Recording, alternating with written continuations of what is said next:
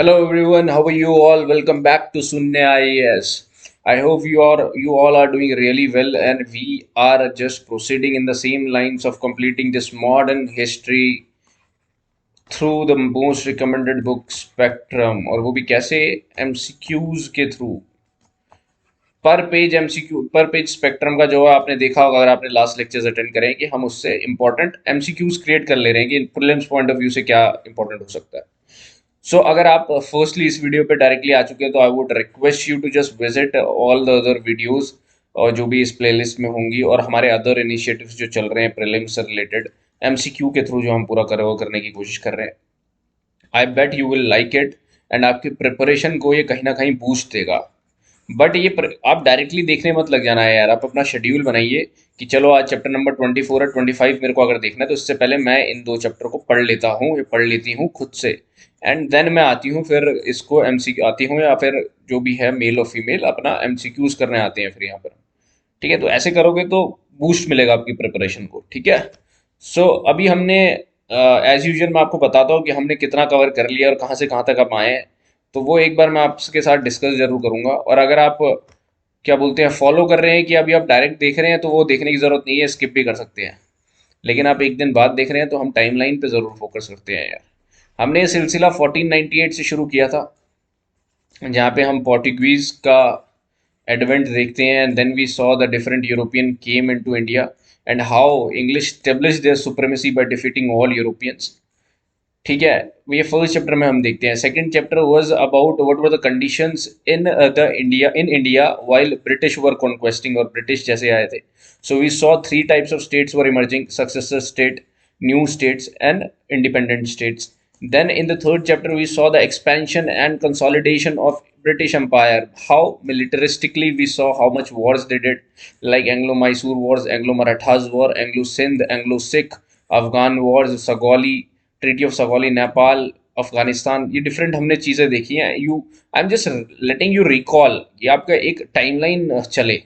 I am not making you understand these things because ये हमने previous chapter में एक एक घंटे में पूरा कवर किया है। If you are not seen this just see the playlist, you will get all the videos, right.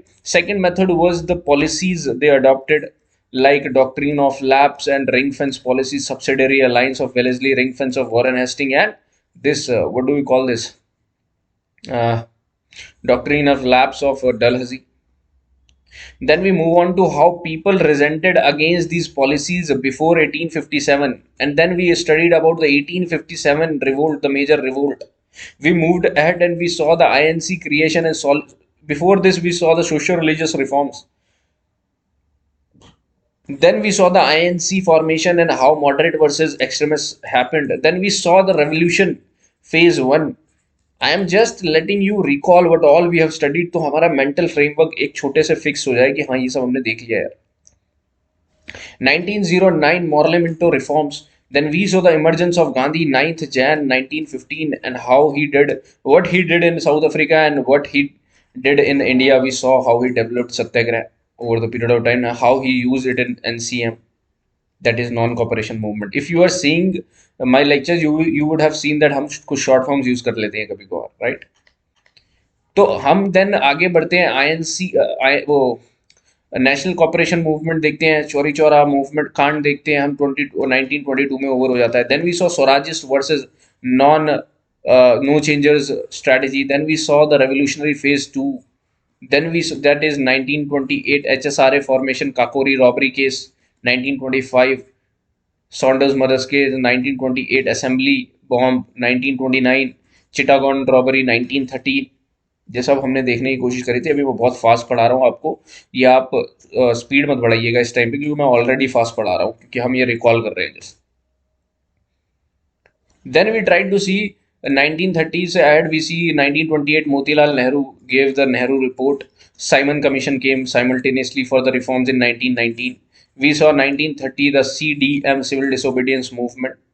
Then we saw the roundtable conferences which happened 1932, culminated into Ramsay MacDonald Award.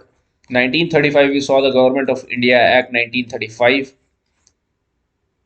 We moved ahead to 1937 assembly elections and provincial and the central elections जो होने थे.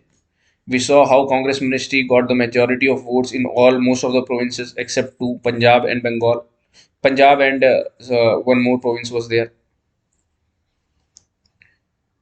Right, and then we move on to 1940 and we saw how August offer came, then Cripps mission came, then Wavell plan came, then that mission, cabinet mission came. In between 1942, we saw Quit India movement. Then we saw 1946 direct action by Pakistan, but 1947 Mountbatten came and he introduced the Mountbatten plan. In 1947, we got the independence and Independence Act was passed. Before this we saw, before in the last chapter we saw the administrative changes, the economic changes and the judicial changes in the country brought out by Britishers. We saw different charter acts in the last class itself. Now in this class we are going to see the survey of British policies in India and economic impact क्या रहा British rule का India में. Right guys, तो हमने एक overview लेने की कोशिश करी यार कि हमने इतना कवर कर लिया है एमसीक्यूज के through. See, I have some foundation that I cannot teach you right now. I can not teach you a specific topic completely. I can just keep my way of explanation limited to this MCQ, right? Because this is a MCQ series and revision series first of all. So if you really like and you want to understand the history, the modern history, then you subscribe to our course जो जल्दी launch होने वाला होगा. Will intimate you. All right, guys, don't worry about it. So, which of the following events is ascribed to Lord Lytton's reign? Reducing of maximum age limit. Lord Lytton's कब आए थे यार? सबसे पहले ये पता होना चाहिए. He came around 1866 1876 to 1880. मुझे भी रिकॉल करने में टाइम लगा. ठीक है, ये इस टाइम पे आए थे. तो reduction of maximum age for the ICS examination from 21 years to 19 years इन्होंने करा था, बिल्कुल सही है. द ग्रैंड दिल्ली दरबार लगवाया in despite of famine was happening in the Bengal region, बिल्कुल सही. इल्बर्ट बिट कंट्रोवर्सी हुई इनके टाइम में. पासिंग ऑफ आर्म्स एक्ट, इन्होंने आर्म्स एक्ट करा था कि आर्म नहीं रख सकते लोग, इंडियन लोग. करेक्ट ढूंढना है गाइस. सो विल सी कि यार इल्बर्ट को बिल कंट्रोवर्सी हमने लॉर्ड रिपन के टाइम में देखी थी, नॉट लिटन. तो 3 कैंसिल कर देंगे आप. 3 जैसे ही कैंसिल करोगे 2 ऑप्शन चले जाएंगे, लेकिन आपको पता है 1 हुआ ही हुआ था, तो 1 यहाँ पर सिर्फ है, तो सी विल बी द आंसर. ठीक है, ये गिलबर्ट बिल कंट्रोवर्सी हमारे रिपन के टाइम में हुई थी. The initial call for regulation of factory worker condition in India came from the Lancashire textile capitalist lobby. तो यार ये मतलब आप ये सोच रहे हो कि लैंकशायर के लोग इंडिया की रेगुलेट क्यों कर रहे थे वर्किंग कंडीशन? क्योंकि इंडिया में जो टेक्सटाइल की कॉस्ट आ रही थी ना यार, वो बहुत लो आ रही थी. क्यों? क्योंकि हमारे में कोई रेगुलेशन नहीं थे. बच्चे लगे हुए हैं आधे, मतलब पूरे पूरे दिन काम कर रहे हैं, 18-20 घंटे. बच्चे बूढ़े मतलब वुमेन काम कर रहे हैं. तो इसकी वजह से हमारी कॉस्ट ऑफ प्रोडक्शन कम थी, तो इनकी डिमांड और ये कॉम्पिटिटिव थे. लेकिन लैंकशायर में बैठी हुई कैपिटलिस्ट लॉबी कह रही थी कि यार ये तो हमारा मार्केट डुबा देंगे ऐसे, तो इनमें कुछ रिस्ट्रिक्शंस लगाओ. जैसे रिस्ट्रिक्शंस लगाओगे तो प्रोडक्टिविटी डाउन आएगी और मार्केट जो प्रोडक्ट आ रहा है इसकी कॉस्ट बढ़ जाएगी और ये फिर हम कॉम्पिटिटिव हो जाएंगे. तो इनका ये था लैंकशायर वालों का रीजन. तो इसी चक्कर में इंडियन फैक्ट्री एक्ट आया 1881 में, largely address the issue of men and women employees. ऐसा था क्या? Just wait a second. So हमने देखा था कि इन्होंने issue of man and women का देखा था, जबकि ये नहीं था. हमने चाइल्ड का इशू देखा था और एज रिलेटेड इशू देखा था, वर्किंग ऑफ आवर्स देखे थे. तो 2 बिल्कुल गलत हो जाएगा. 2 2 2 इनकरेक्ट ढूंढा है दोस्तों, इनकरेक्ट ढूंढना है, ध्यान से. गलती करी होगी बहुत लोगों ने. और देखो मेथड वही है करने का, डायरेक्टली आप करना, पॉज करके एक बार खुद सोचोगे फिर एक्सप्लेनेशन सुनोगे, ये है मेथड करने का, राइट. तो ये मैंने बहुत बार बता रखा है. और फिर हम इंडियन फैक्ट्री एक्ट देख रहे थे, applicable to British owned tea and coffee plantation, Indian factory acts. इनको भी एप्लीकेबल था तो इनको नहीं था. Employment of children under 12 years of age prohibited under the Indian factory act of 1881, under 12 years. तो ये भी आपको देखना है. तो देखो फर्स्ट 1 तो करेक्ट है, तो 1 नहीं हो सकता, तो ये कैंसिल हो जाएगा, ये ऑप्शन नहीं होगा, राइट. बच्चे अब तुम्हें पता है कि दूसरा तो 100% करेक्ट इनकरेक्ट है, तो 2 होना ही होना मांगता है, तो सी और डी में से एक होगा. ठीक है, अब हमें पता है कि भाई ये थर्ड भी रॉन्ग है, तो थर्ड, अब तुम इसमें बहुत ज़्यादा कंफ्यूज हो गए कि 4 है या नहीं है, तो यहाँ 12 पे बात रुक जाती है, राइट. ऐसे ही रियल एग्जाम में भी होता है. तो ये बात आप ध्यान के रखो कि 1881 में भाई 12 साल तक लड़के काम कर सकते थे, 12 साल के नीचे नहीं काम कर सकते थे, समझ रहे हो? इतना वो था कि 12 ईयर तक भी लड़के, 12 से 12 साल के बच्चे भी काम कर सकते थे, लेकिन उसके नीचे के बच्चे काम नहीं कर सकते थे। 2 3, मतलब ये 12 साल नहीं था, सॉरी ये भी गलत है। ये इसलिए गलत है क्योंकि 7 ईयर्स के डाउन नीचे काम नहीं कर सकते, तो 7 साल का बच्चा भी एक काम कर सकता था फैक्ट्री में, देख रहे हो? ये था उस वक्त की कंडीशन। तो 2 3 4 विल बी द आंसर, क्योंकि 4 भी गलत है। In 1835, Metcalfe lifted restriction imposed on Indian press. इन्हें लिबरेटर ऑफ प्रेस भी बोला जाता है इस चक्कर में। Later impose restriction on Indian language press through the infamous vernacular press act. Correct ढूंढना है, बिल्कुल सही। ठीक है, ये आप दोनों ध्यान रखो। मेट कैफे को लिबरेटर ऑफ प्रेस भी बोला जाता है, और मेट कैफे किसके बाद आए थे? बेंटिक के बाद आए थे। और लिबरेटर ऑफ प्रेस भी उन्हें बोला जाता है क्योंकि उन्होंने रिस्ट्रिक्शन हटा दी थी, लिफ्टेड इंस्ट्रिक्शन रिस्ट्रिक्शंस, राइट। और लेटन को इंडियन लैंग्वेज के लैंग्वेज मतलब वर्नाकुलर प्रेस एक्ट पास किया था उन्होंने, ध्यान रखें। तो दोनों सही हैं। In the wake of the following significant changes in Europe during 18th and 19th centuries, measures were taken to transform Indian society and its cultural environs. तो क्या हुआ था भाई ऐसा 18th और 19th सेंचुरी में, और ट्रांसफॉर्म कैसे किया था इंडियन सोसाइटी और कल्चर के? इंडस्ट्रियल रेवोल्यूशन हुआ था, एनलाइटमेंट आइडियाज आए थे, अक्टूबर रेवोल्यूशन हुआ था। 1819 में अक्टूबर रेवोल्यूशन कैसे हो गया? करेक्ट ढूंढना है आपको। तो आपको ये ध्यान में रखना है यार, इंडस्ट्रियल रेवोल्यूशन इंग्लैंड में शुरू हो गया था यार 1700s में। तो 1700 18th सेंचुरी को बोलते हैं। एनलाइटमेंट आइडियाज आ गए थे, थॉमस पेन, रूसो, जेएस मिल वगैरह सब चल रहे थे ये लोग। अक्टूबर रेवोल्यूशन तो 1970, इट्स 20th सेंचुरी फिनोमिना। तो जैसे ही आप ये सोचोगे थर्ड तो रॉन्ग है यार, एब्सर्ड लग रहा है, तो थर्ड थर्ड थर्ड आप आंसर तक भी पहुंच गए। See, this is the art. Sometimes आपको 3 स्टेटमेंट में एक ही पता होती है और आपको आंसर तक पहुंचना होता है guys. Consider the following statements about the Christian missionaries. They supported the radicals and the imperialists. They sought business and the capitalist support, alluring them that the Christian converts would be better customers of their goods. Correct ढूंढना है guys। तो yes बिल्कुल सही, 1 and 2 are the answers. ये बिल्कुल सही है कि रेडिकल्स और इम्पीरियलिस्ट सपोर्ट करते थे, इनका मतलब इन्होंने सपोर्ट किया। एंड जो भी जो कन्वर्ट थे उनको बेटर वो गुड्स एज अ कस्टमर वो होते थे उनके। तो ये बिल्कुल दोनों सही है एज इट इज, आप ध्यान में रखिए इस चीज़ को। Then move on to next question. The subordinate following condition statements को देना। Subordination of princely states of British authority was completed when the Queen adopted the title of Kaisar-e-Hind. With paramountcy, the British government exercised the right to interfere in the internal affairs of states by appointing and dismissing ministers and officials. Correct ढूंढना guys। तो ये कब हुआ था यार? 1876 में इन्होंने title adopt कर लिया था केसर हिंद का। तो सबऑर्डिनेशन ऑफ प्रिंसली स्टेट तब से शुरू हो गया था। डेट याद रखनी है, 1876। 1885 से 10 साल पहले जब आईएनसी का फॉर्मेशन हुआ था। ब्रिटिश पैरामाउंसी हमने देखी थी, पैरामाउंसी के साथ ये इंटरफेयर करते थे, इंटरैक्ट कैसे करके? मिनिस्टर्स और वो सब अपॉइंट करते थे या डिसमिस करते थे। तो दोनों सही हैं। British foreign policy in India led to conflicts due to which of the following? तो फॉरेन पॉलिसी देखनी है आपको ब्रिटिश की। Political and administrative consolidation of the country was coupled with non-introduction of modern means of communication, बल्कि introduction of modern means of telegraph, railways और postal services. The British government's aim, तो पहला गलत हो जाएगा, करेक्ट ढूंढना है। गलत गलत गलत, 2 and 3 ऑलरेडी आंसर आया बिना पढ़े। The British government's aim of protection of the invaluable Indian empire. British government का एम था protection of invaluable Indian empire, ठीक है। British expansion territorial conquest outside India's natural frontiers, तो फ्रंटियर्स ढूंढने थे इन्होंने। तो ये बफर स्टेट भी ढूंढ रहे थे, नेपाल, अपना अफगानिस्तान, यहाँ पर ये बर्मा वगैरह को कैप्चर करने। तो 2 and 3 will be the answer, right. The following incidents occurred under whose governorship? abolition of sati, all right, treaty of perpetual friendship with Ranjit Singh, okay, annexation of Mysore and Coorg, Lord Bentinck, Dalhousie, John sure, Cornwallis. सबके timeline बताओ मेरे को। Cornwallis 1793 तक थे, John sure 1793 के बाद आए, Dalhousie 1848 something के अराउंड में थे, बेंटिक 1830s के अराउंड में थे। एंड सती का अबॉलिशन इनके साथ कोलाइड करता है, तो आपको एक भी पता है तो आप आंसर तक पहुंच जाओगे दोस्तों। तो ये 1831 में होता है, ये भी 1828-29 में होता है abolition of sati, right. Consider the following statement relation with the ryotwari system. Ryotwari system direct ryot से डील करते थे।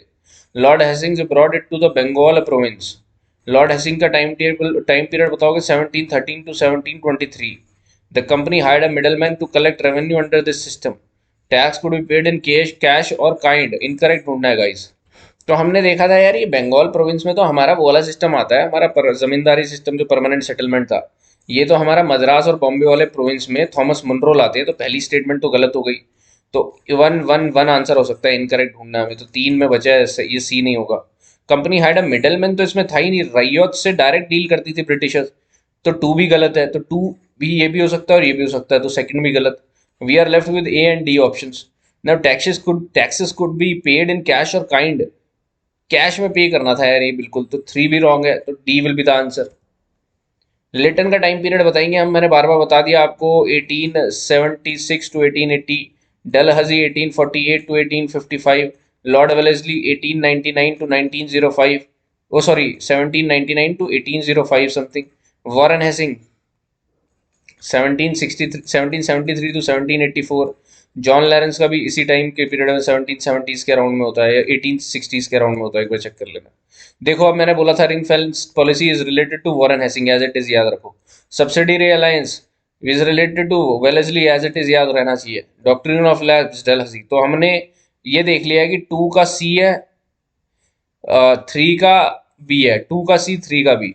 ये हो रहा है टू का सी, और तो कहीं है नहीं, तो डायरेक्ट आंसर में हम नहीं पहुंच गए। पूरा देखने की भी जरूरत। अब वेरीफाई कैसे करोगे? वन का ई, लिटन का ई, पॉलिसी ऑफ प्राउड रिजर्व, बिल्कुल सही। फोर का ए, बिल्कुल सही। फाइव का डी, बिल्कुल सही है, तो A will be the answer, ठीक है। The policy of masterly inactivity by John Lawrence was a reaction to the disasters of first Afghan war. The policy of proud reserve was aimed at having scientific frontiers and safeguarding spheres of influence. तो ये दोनों सही option है, जब Afghan war से related ये option है कि डिफरेंट उन्होंने क्या पॉलिसी ली थी। लॉरेंस ने मास्टरली इनएक्टिविटीज 1870s में अडॉप्ट की थी, 1860s में। प्राउड रिजर्व लिटन ने अडॉप्ट की थी भाई, ठीक है। How did the growth of cotton industry, पहली कॉटन इंडस्ट्री कैसे इंडिया में कब लगी थी? 1853 इंडिया में ये अपना बॉम्बे में लगी थी। तो लेकिन ये ब्रिटेन में cotton industry affect textile producer in India में कैसे? Excessive duties were levied on Indian textiles imported into Britain, बिल्कुल सही। Cotton textiles made in England displace Indian goods from the traditional markets in Africa, okay. An export promotion obligation was imposed on domestic cotton textiles in India which increase imports at the expense of exports. Correct ढूंढना है। तो आपने देखना है कि यार ऐसा कोई एक्सपोर्ट प्रमोशन या ऑब्लिगेशन नहीं थी, ठीक है। जैसे थ्री को आप करोगे रॉन्ग, तो आपके पास आंसर आ जाएगा। और एक्सेसिव ड्यूटीज लगा दी गई थी यार, इंडियन टेक्सटाइल्स को इतना महंगा कर दिया गया। अब हराओगे कैसे किसी चीज को? जो इम्पोर्ट हो रहा है इंग्लैंड में उसमें इतनी ड्यूटीज लगा दी, और जो खुद इम्पोर्ट कर रहे हैं इंडिया में उससे सारी ड्यूटीज हटा दी। तो हम इसीलिए बोलते हैं वन वे फ्री ट्रेड हो रहा था, जिसमें कि उनके प्रोडक्ट फ्रीली एंटर कर रहे थे, लेकिन हमारे प्रोडक्ट में एक्सेसिव ड्यूटीज लग रही थी। हमारे जो इंडिजिनस हम बेच रहे हैं उसमें भी काफी सारे टैक्सेस वगैरह लगा के बढ़ा दिया जा रहा था। रॉ मटेरियल्स हमें बहुत चीपली बेच रहे थे, खरीद रहे थे हमसे। Consider the following about the permanent settlement of 1793. The British recognized Rajas and Talukdars as zamindars. The zamindars collected rent from the peasant to pay revenue to the East India Company. Revenue was fixed on an annual basis, but revisable at the end of every financial year. Zamindar were recognized as proprietors given hereditary succession rights to the territories over which they governed. Correct ढूंढना। Permanent settlement शुरू किसने किया था सबसे पहले? Cornwallis. क्या है क्या? आप ये ढंग से देखो, इसमें से एक भी एलिमिनेट कर दिया तो आंसर आ जाएगा। तो यार तुम देखोगे कि यार यहाँ पर हमारे जो रेवेन्यू था वो फिक्स था और रिवाइजेबल नहीं था यार, तभी तो परमानेंट बोला गया इसको। तो थ्री रॉन्ग हो जाएगा, जैसे ही थ्री रॉन्ग करोगे आपके पास आंसर निकल कर आ जाएगा। तो ये पॉइंट्स है, ये ध्यान में रखने हैं आपको, ये अपने परमानेंट सेटलमेंट से रिलेटेड पॉइंट्स है, ये ध्यान में रखना है आपको, ठीक है। Which of the following were the main features of the permanent settlement? The zamindars of Bengal were recognized as the owners of land, but the government had a right to take away the land. The Rayyats were considered the tillers of the soil, therefore the real claimants of the land. It took away the administrative and judicial function of the zamindar. Correct statement we have to find. तो problem ही यही थी कि riots को हम tillers नहीं माने गए थे, ये मेयर टेनेंट्स में बदल गए थे ये लोग। तो सेकंड हमारा रॉन्ग हो जाएगा और हमारा आंसर आ जाएगा 1 and 3 में। और ये फीचर्स है take away the administrative and judicial functions of zamindar. ये समझना आपको, जमींदार ऑफ बंगाल हमने करेक्ट ढूंढना है यार। Recognise as the owners of land, पर गवर्नमेंट का आ गया था कि भाई ये बेच सकते हैं लैंड को, टेक अवे कर सकते हैं, डिपोज कर सकते हैं। तो ये बहुत बड़ी प्रॉब्लम हो गई थी उस टाइम पे। 1793 वाज द पीरियड। अवध में ये काफी हो गया था कि जमींदार को हटा दिया, right. Next, consider the following statements with regards to the role of Indian capitalist class in the Indian national movement. तो हमने इंडियन कैपिटलिस्ट क्लास का रोल देखना है कि क्या था। इंडियन कैपिटलिस्ट क्लास का रोल क्या था? The Indian capitalist preferred mass civil disobedience as opposed to the constitutional form of struggle. Prefer किया था उनको mass civil disobedience. Indian capital class was against the ideology of imperialism. True ढूंढना है आपने, against थी वो इंपेरियलिज्म के। तो ये बिल्कुल दोनों सही है यार। ये आपने कैपिटलिस्ट क्लास का वो देखना है कि ये इनका एम था, एजेंडा था कि they were against the ideology of imperialism, that they preferred mass civil disobedience as opposed to constitutional forms of struggle, because constitutional forms of struggle was taking times and getting us nowhere. You have to understand this. So C will be the answer. Consider the following pairs of writers and their ideas books about economic train. R.C. Dutt, the economic history of India, बिल्कुल सही। R.C. Dutt थे, कौन से दत्त थे एक बार देखना पड़ेगा। दादा भाई नारोजी, पोवर्टी एंड, बिल्कुल सही। टू तो हम 100% सही है। तो टू कहाँ पर है? यहाँ पर भी आ रहा है टू। तो इसका मतलब हमारा पहुंचे नहीं आंसर था। Rabindranath Tagore, trade with equivalent returns. तो हम इसमें कंफ्यूजन में थे यार, ये बिल्कुल सही है। तो 1 एंड 2 तो होगा ही, ये यहाँ भी हो सकता है यहाँ भी, लेकिन रविंद्रनाथ टैगोर का इससे कोई लेना देना नहीं था। तो 1 and 2 will be the answer. According to the nationalist estimates by the proponents of the economic drain theory, the economic drain during the colonial times was half the total rand revenue, more than the total government's revenue, 1/3 of the total savings. Correct ढूंढना है आपको।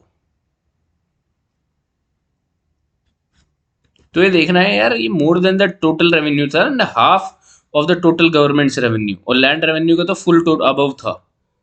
तो ये दोनों आपके गलत है statement. 3 is the 1/3 of the total saving. इतना कोई नहीं पूछेगा, ये तो बस हमने लगा लिया एक एस्टिमेट। इतना आपको डायरेक्टली कोई नहीं पूछेगा कि कितना लॉस था यार, ठीक है। एक just rough idea that total saving जितनी करते थे हम, उसका 1/3 मतलब 33% लॉस में थे। हमने टोटल गवर्नमेंट का जो रेवेन्यू था उसका आधा लॉस में था। टोटल लैंड रेवेन्यू से ज्यादा इकोनॉमी ट्रेन कर रही थी हमारी।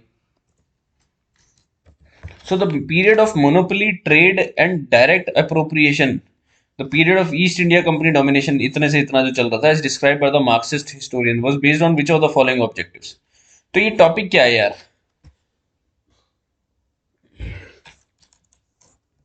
दिस टॉपिक इज अबाउट कैसे वो अपना फैला कोलोनियलिज्म, कितने टाइप्स में फैला इंडिया में, मतलब कितना फेजेस थे इसके, फेज 1, फेज 2 एंड फेज 3 में फैला। तो ये फेज 1 का टाइम पीरियड है। It acquire a monopoly of trade with India to take over governmental revenues by indirect ways, to make firm and independent control over state power by means of revenue appropriation. अब statement से बताना है कि कौन सा objective है। तो हमने ये देखा था यार, बाय इनडायरेक्ट वेज नहीं, बाय डायरेक्ट वेज इन्होंने वो करने दीवानी राइट्स ले लिए थे। हमने देखा था बैटल ऑफ बक्सर से 1765 से, ट्रीटी ऑफ इलाहाबाद, ठीक है। और हमने देखा था ये कौन थे, रजनी पालमे दत्त, अपने हिस्टोरियन थे, मार्क से याद रखिए, R.P. दत्त। एंड आपका अगर PSIR ऑप्शनल है तो ये सब पता होने चाहिए, टिप्स भी होने चाहिए यार ये सब, राइट। तो हमने देखा यार कि ये डायरेक्ट वेज करना चाहते थे 1765 से, उन्होंने डायरेक्ट वेज भी लिए, मोनोपोली करी ट्रेड में, और ये तो था ही। तो 1 एंड 3 आर राइट, ठीक है। तो 1 एंड 3 हमारा सही है, तो आंसर ये होगा। लेकिन आपको देखना है first phase, second phase and third phase में ये हमारा कोलोनियलिज्म का जो वो होता है ना, चेंज होता गया कैरेक्टर, लेकिन मोर और लेस सेम था अगर आपने पढ़ा होगा तो, राइट। तो वो कनेक्ट करके रखना है हमको ये चीज कि अच्छा ये हुआ था। देखो हर चीज रटने की जरूरत नहीं है इसमें ना, समझने वाला जरूरत है। रटने वाला पार्ट R.P. दत्त था बस, राइट। और ये कभी भी आपको ऑप्शन में दिखेगा तो आप कर लोगे, I know that. What changes did the period of monopoly trade and direct appropriation of the East India Company made in India as per Rajni Palme Dutt? Major changes in transport and communication. Initially इस time पे कहाँ हो रहा था यार? Changes in military organization and technology. Changes in administration at the grassroots level of the structure of revenue collection. Correct ढूंढना है आपको। तो आपको पता है यार, पहला तो नहीं है और तीसरा भी नहीं था, only 2 was the thing that was happening. तो आप जैसे ही 1 को भी इनकरेक्ट कर देते तो आपका D नहीं होता। ये नहीं होता तो दो ऑप्शन बचते हैं आपके पास, राइट? तो 50-50 में चांसेस सही हो जाते हैं कि कौन सा करेक्ट होगा। Colonialization of free trade, as described by the Marxist historian R.P. Dutt, started with Charter Act of 1813. Which of the following features were dominant in the phase of British colonialism? The aim of British rule was declared as permanent trusteeship over the Indians. The free entry was also granted to the British capitalists to develop tea, coffee, indigo plantation, transport, mining, and modern industries in India. Permanent settlement and the Ryotwari system in agriculture were introduced. Modern education was introduced. Correct ढूंढना है हमको दोस्तों।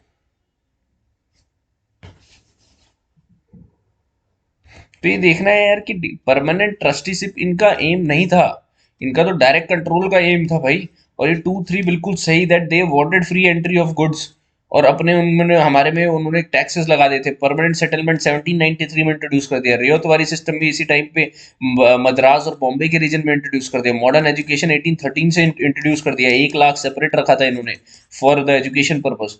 So answer 2, 3, 4 will be correct, one is incorrect. C will be the answer, guys. Right? Let's move on to next question.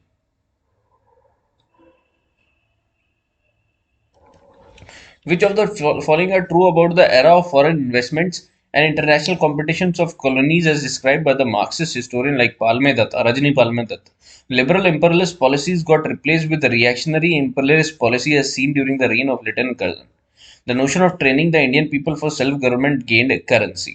But the British thus just tried to justify their rule over Indians for centuries to come, all in the name of civilizing a barbaric people, the white man's burden. ये logic चल रहा था उनका। Correct ढूंढना है आपको। तो आप देखोगे यार, ये जो ट्रेनिंग इंडियन पीपल को सेल्फ गवर्नमेंट के लिए लॉस्ट हो गया था ये ग्राउंड पूरा का पूरा। एज इट इज मेंशन भी है उस पैराग्राफ में, अगर आपने देखा होगा। तो 2 को जैसे ही कैंसिल करोगे आपके पास आंसर तो निकल आएगा, लेकिन आपको ये एज इट इज ध्यान में रखना है यार, ये क्या कहना चाह रहे हैं, राइट? हम्म।